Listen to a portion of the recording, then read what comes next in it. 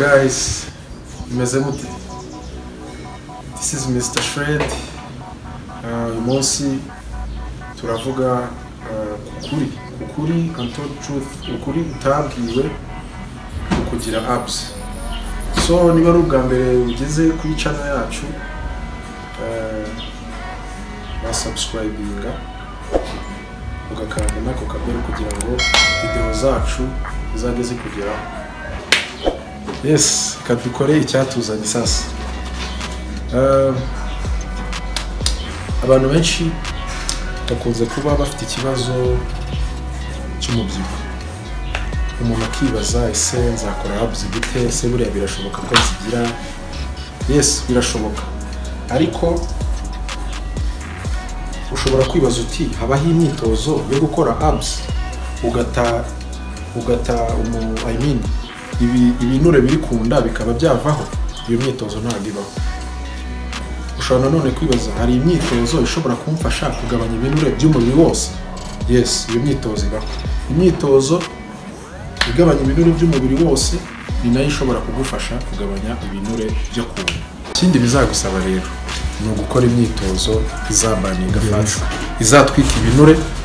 Nyuma yo gutwika ibinure ni nabwo ibinure byo kunda nabyo bigenderamo, ukaba watangira ugakora abs none ukaba wazibona.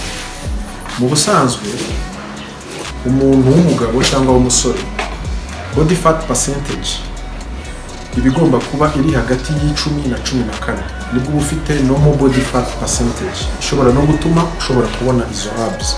Ku mugore ugomba kuba nibura utarengeje 20%. Icyo gihe nibwo ushobora gukora abs ukazibona.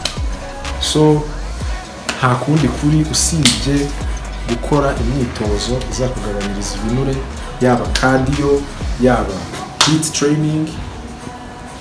N'ubundi uyu munsi turayibereka iyo myitozo, yaba imyitozo iri butwike ibyo binure, niyo myitozo mikeya ishobora kugufasha gukora abs.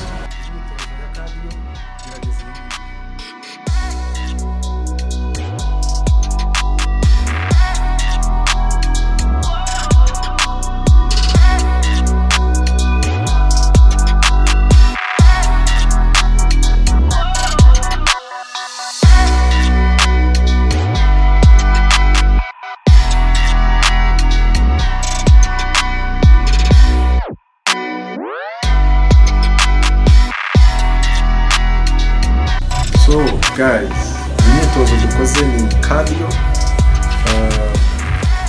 Gusa imyitozo ya cardio ni myinshi.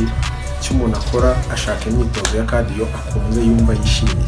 Ngiye ku giti cyanjye nkunda umugozi, ariko ushobora gusanga wowe ushobora kubukunda kwirukanka cyangwa se jogging. Ushobora gusanga ukunda kwirukanka kuri treadmill atari mu muhanda. Ushobora gusanga ukunda kunyonga akagare niba ugafite mu rugo cyangwa ko muri gym. Icyo umuntu akora ashaka umwitozo ari bukunde, ubundi akawukora akamwenjoyinga. So impamvu nagumye kiri imbaraga cyane kuri cardio ni uko utakoze cardio ugabanye fats mu mubiri, ugabanye ibinure, ntabwo ushobora kubona results kuri abs nk'uko byifuza. Ushobora gukora imyitozo myinshi ya abs ishoboka, hari iyo tugiye kubereka mu kanya gato, ariko utakoze cardio ugabanye ibinure mu mubiri ntabwo ushobora kubona abs nk'uko ubishaka. So noneho reka tujye muri abs.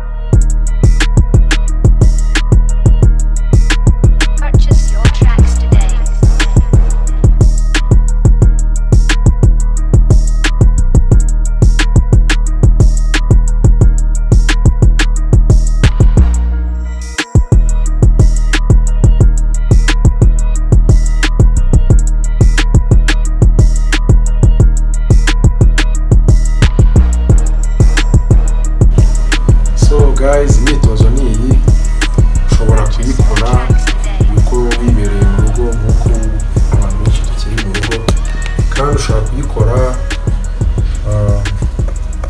mu rounds n'amarawundi nk'atatu cyangwa se ugakora amasets atatu kuri buri myitozo. So video ni wikunze uduhe like and then uduhe n'ibitekerezo ku yindi myitozo cyangwa se inama mwumva twabagira ku bijyanye n'imyitozo na fitness muri rusange, ubundi dusubire vuba.